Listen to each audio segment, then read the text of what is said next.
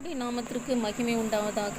இன்றைய நாளுக்குரிய வேத வசனம் நீதிமொழிகள் 20:22 தீமைக்கு சரி கட்டுவேன் என்று சொல்லாதே, கர்த்தருக்கு காத்திரு. கர்த்தருக்கு காத்திருக்கிறவர்களே, இது உங்களுக்குரியது. தாவீது நாட்களில் 3 வருஷம் பஞ்சம் உண்டாயிருந்தது.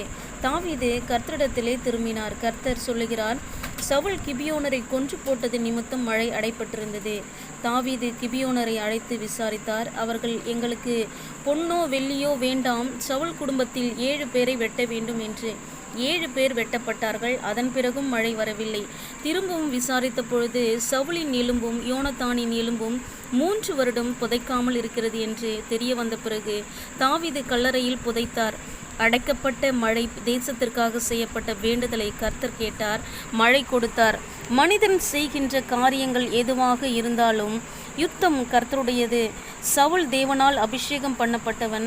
அவன் எலும்புக்காக வைராக்கியம் கொண்ட தேவன் இன்று உங்களுக்காகவும் வைராக்கியம் கொள்ளுகிற தேவனாயிருக்கிறார். உங்களுக்கும் தடை பண்ணப்பட்ட காரியம், அடைக்கப்பட்ட காரியம் எதுவாயிருந்தாலும் கர்த்தருக்கு காத்திருக்கிறவர்களே, உங்களுக்கு உரியது சீக்கிரத்தில் நீங்கள் பெற்றுக்கொள்வீர்கள்.